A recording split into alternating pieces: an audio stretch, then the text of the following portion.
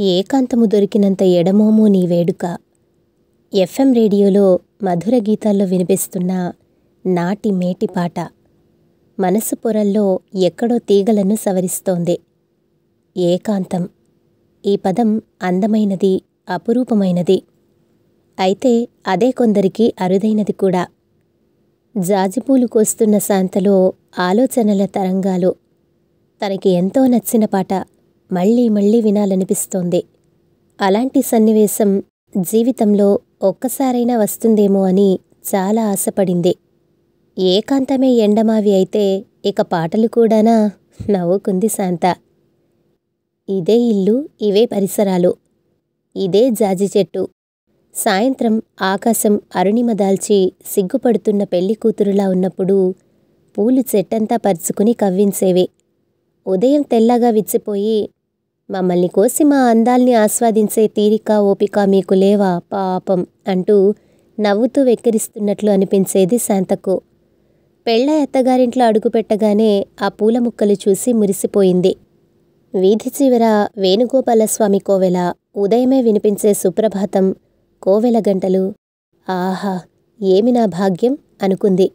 పల్లెటూరి నుంచి వచ్చిన శాంత. తను వచ్చింది హైదరాబాద్కని.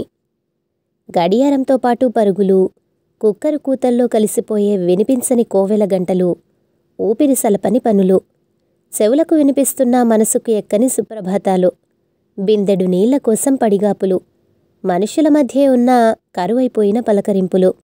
ఇక్కడ మామూలని తర్వాత తెలిసింది శాంతకి. మెల్లగా అదే అలవాటైపోయింది. పెళ్ళైన వెంటనే తిరుపతి, చెన్నై అలా అలా సరదాగా తిరిగి వచ్చారు శాంతామూర్తి. అంతే, అవే మరిసిపోలేని మళ్లీ రాని మధుర స్మృతులని.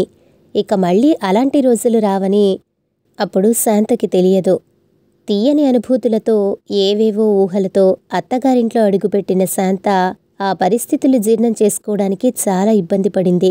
చదువులు ముగించి పెళ్లి ఎప్పుడు చేస్తారా అని ఎదురు చూస్తున్న మూర్తి ఇద్దరు చెల్లెళ్ళు, చదివిన చదువుకు తగ్గ ఉద్యోగం రాక ఊరికే ఉండలేక చిరు ఉద్యోగంతో సరిపెట్టుకుని నిరాశలో మునిగి తేలుతున్న మరిది, ఇల్లు కట్టేశాను అప్పులు మీరు కట్టండి అని విశ్రాంతి తీసుకుంటున్న మామగారు, ఎవరికి ఏ పని చెప్తే ఏం కోపం వస్తుందో అని అన్ని పనులు తన మీదే వేసుకుని క్షణం తీరిక లేకుండా సతమతమయ్యే అత్తగారు, మౌనమే నీ భాష అన్నట్లు తన పని తాను చేసుకుని పోయే భర్త మూర్తి.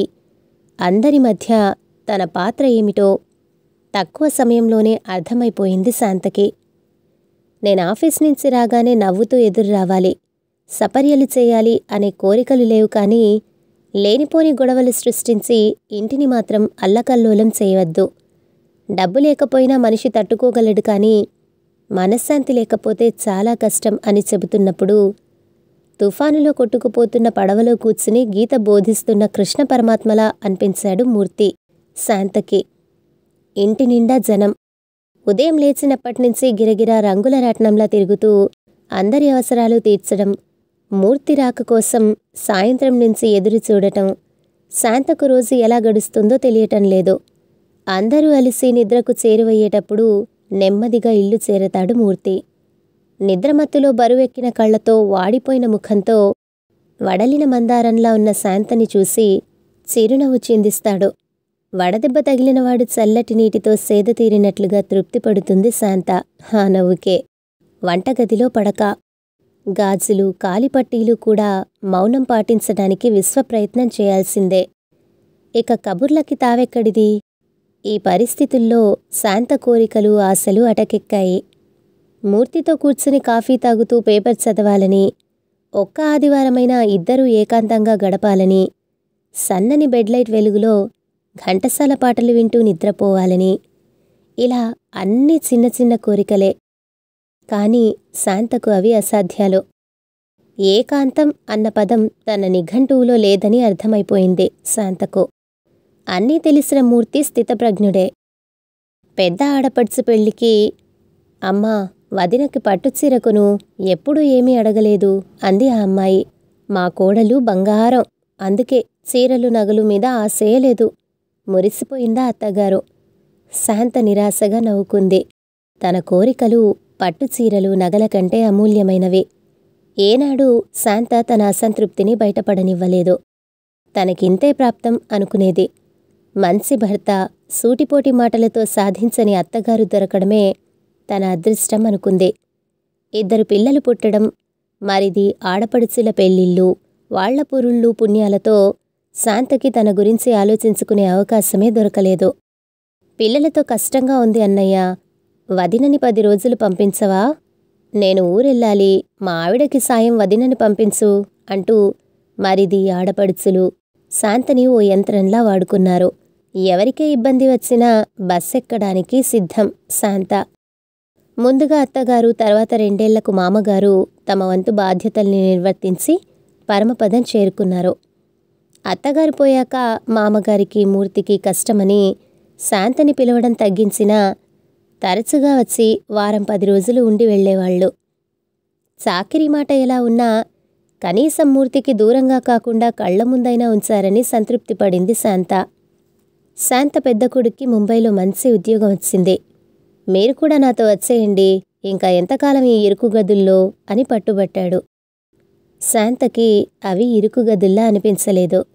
జ్ఞాపకాల ఊసులన్నీ నింపుకున్న అద్భుత సౌదాల్లా, చుట్టూ పచ్చని చెట్లతో సుందర ఉద్యానవనంలా అనిపిస్తుంది.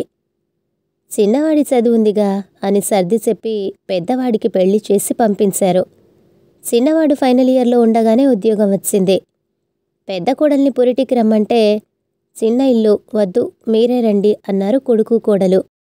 ఎలాగో మొక్కుబడిగా 3 నెలలు ముంబైలో ఉండి కోడలి బాధ్యత వియ్యపురాలికి అప్పగించి వచ్చి మూర్తి చెంతని చేరింది శాంత.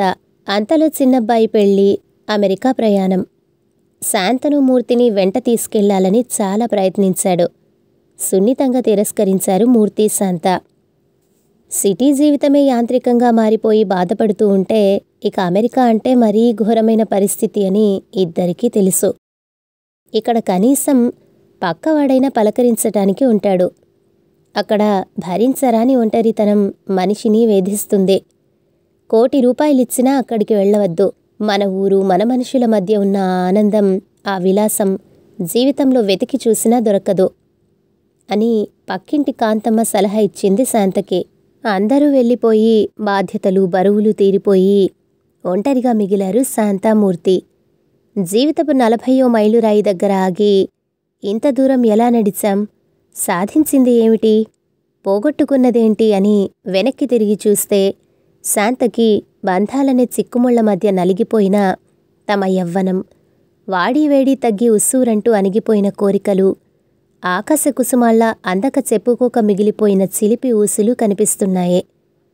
అంట్లు తోమి అరిగిపోయి గరగరలాడుతున్న చేతులు, నీళ్లలో నాని పగుళ్లతో చీలిన పాదాలు, మేము వచ్చేస్తున్నాం అంటూ హెచ్చరిస్తున్న తెల్ల వెంట్రుకలు.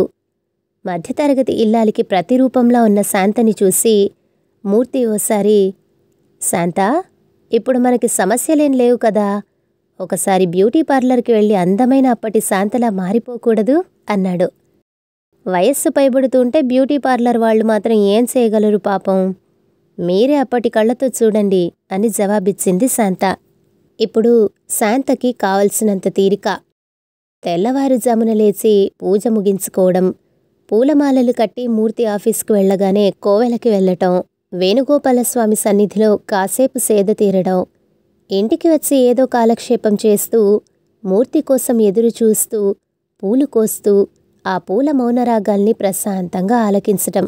శాంతకు ఇంతకంటే ఆనందం ఏదీ లేదేమో అనిపిస్తోంది. దేవిగారు, భక్తుణ్ణి కాస్త కరుణిస్తారా? మూర్తి పిలుపుతో ఉలిక్కిపడి చూసింది శాంత. ఎదురుగా మూర్తి.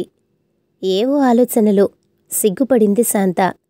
నీవు సిగ్గుపడుతుంటే మనసులో తడిసిన ముద్దమందారంలా ఉన్నావోయ్, చమత్కరించాడు మూర్తి.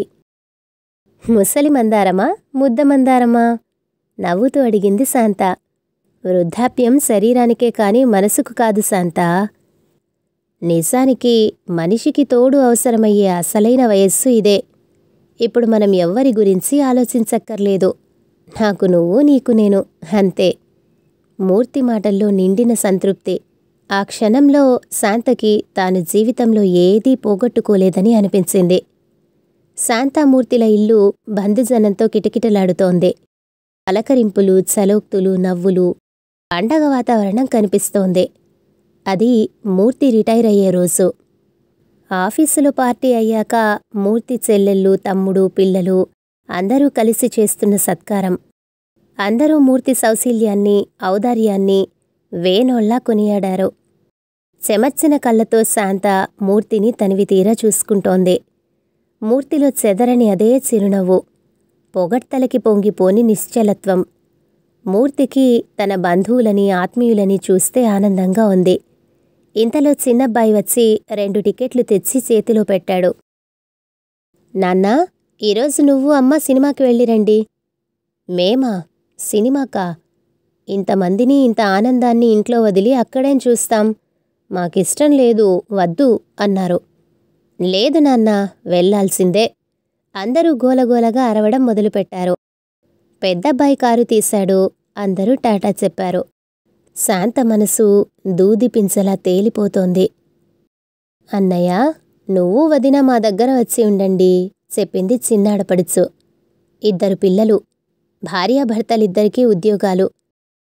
క్షణం తీరికలేక సతమతమవుతూ శాంతని 100 సార్లు అనుకునేది ఆ అమ్మాయి. నీ దగ్గరైతే వదినకు రెస్ట్ ఉండదు.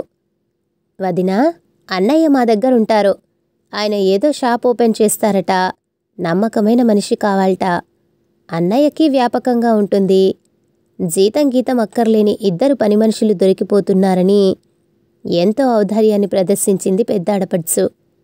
తమ్ముడు, నువ్వు చెప్పరా అంటూ మూర్తి తమ్ముడు వైపు చూసింది ఆవిడ. అన్నయ్య, మీ పిల్లలిద్దరూ మంచి స్థితిలోనే ఉన్నారు. మీరిద్దరూ ఇక్కడ ఒంటరిగా ఏం చేస్తారు? ఇల్లమ్మి మా వాటాలు మాకిచ్చేసి మీరు మీ అబ్బాయిల దగ్గర ఉండండి. మా పిల్లల చదువులు, మా ఆవిడ అనారోగ్యం, ఖర్చులు తట్టుకోలేకపోతున్నాను. అభ్యర్థిస్తున్నాడో ఆజ్ఞాపిస్తున్నాడో అర్థం కావడం లేదు శాంతకి.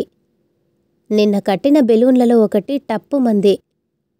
నిన్నటి వరకు ఈ ఇంట్లో జరిగిన శుభ అశుభ కార్యాలకి అన్నయ్య డబ్బెలా చేస్తున్నావు, నేనివ్వనా అని ఒక్క మాట కూడా అడగని మరిది ఇప్పుడు వాటాల గురించి మాట్లాడటం ఊహించలేకపోతోంది శాంత. నిన్న అనుభవించిన ఆనందానికి కొసమెరుపు ఇంత అందంగా ఉంటుందా? ఆలోచిస్తున్నాడు మూర్తి. మూల విగ్రహాల్లా నిలబడిపోయిన అమ్మా నాన్నల్ని చూస్తూ లేచి నిలబడి మాట్లాడటం మొదలుపెట్టాడు చిన్న కొడుకు. వాటాల గురించి అడిగేటప్పుడు అప్పుల గురించి ఆలోచించవా బాబాయ్ అని మిమ్మల్ని మేము అడగటం లేదు. ఇప్పటి వరకు తమ జీవితాన్ని మన సంతోషం కోసం హారతి కర్పూరం చేశారు అమ్మా నాన్న. వాళ్ల భవిష్యత్తు ఏమిటా అని వాళ్ళు ఏనాడూ ఆలోచించలేదు. మన కోసం వాళ్ళు ఎన్ని త్యాగాలు చేశారో, వాళ్ళేం పోగొట్టుకున్నారో మనకి అంతా తెరిచిన పుస్తకమే. ఇక చాలు. మీ పంచనో మా దగ్గరనో చేరి మన దయాదాక్షిణ్యాల మీద ఆధారపడే అవసరం వాళ్ళకి రాకూడదు. ఇల్లు అమ్మే ప్రసక్తి లేదు. మీరు కాదు కూడదంటే ఇప్పుడున్న ధర ప్రకారం లెక్క కట్టి మీ ముగ్గురి వాటాలు నేను అన్నయ్య ఇచ్చేస్తాం. 2 నెలలాగండి. మీకు మనసనేది ఉంటే వాళ్ళిద్దరినీ ప్రశాంతంగా వదిలేయండి. అమెరికా వెళ్ళిపోయి అనుబంధాలు, ఆప్యాయతలు మర్చిపోయాడేమో అనుకున్న చిన్నవాడు అలా మాట్లాడుతూ ఉంటే తెల్లబోయి చూస్తున్నారంతా. పెద్దబ్బాయి లేచి, అమ్మా, మీకు చెప్పకుండా మేము నిర్ణయం కూడా తీసుకున్నాం. మన ఇంటి పక్కన ఖాళీ స్థలాన్ని కొని అక్కడ మ్యూజిక్ సెంటర్ పెట్టాలనుకున్నాం. మా స్నేహితుడు దాన్ని చూసుకుంటాడు. మీ అనుమతి లేకుండా చేస్తున్న పని ఇది. అది నాన్నగారి పేరు మీదే ఉంటుంది. మీరు ఎవ్వరి మీద ఆధారపడనక్కర్లేదు. ఎప్పుడు మీకు మా దగ్గరికి రావాలనిపిస్తే అప్పుడు రండి. మేము వస్తూనే ఉంటాం అన్నాడు. ఎంతో ఎత్తుకు ఎదిగిపోయిన 2 పిల్లల్ని చూసి ఆనందంతో ఉక్కిరిబిక్కిరవుతున్నారు శాంతామూర్తి. కోవెల గంటలు మధురంగా వినిపిస్తున్నాయి. ఆనందమే జీవిత మకరందం. దూరంగా మైకులో ఘంటసాల పాట. కథ సమాప్తం.